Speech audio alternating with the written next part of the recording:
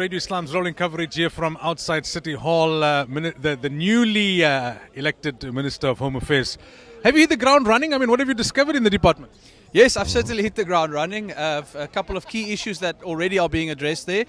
We started with a crisis actually on day one with the visa backlog. So these are all kinds of different applications. Some of them have been dragging along since 2014, and it's created a huge clog in the system when you have 306,000 applications that you haven't processed. So we are focused very strongly on clearing that backlog as an immediate step. And then, of course, what the President mentioned here tonight, when he said that in sectors where we don't currently have skills, we need to actually open our visa regime to bring in people who want to come legally to South Africa and bring those skills, bring investment and bring tourism to our country. So that's a very strong focus. But the other thing is, even this morning I was in an office here in Cape Town where we need to tackle the things that South Africans also deal with on a daily basis in Home Affairs.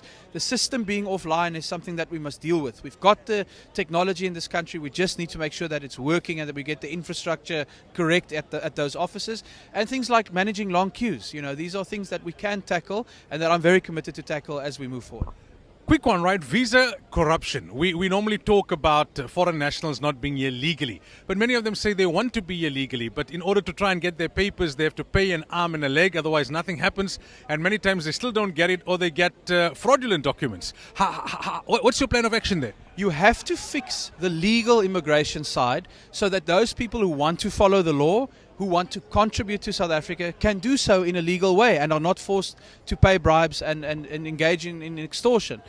At the same time, if you are able to do that, you can then say that there is no excuse for anyone to engage in corruption.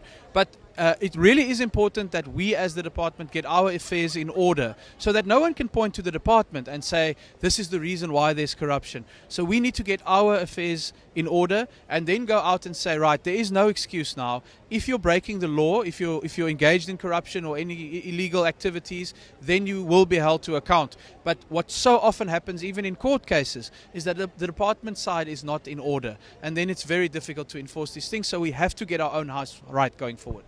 Thank you and all the best. Thank you very much. Great to be with you.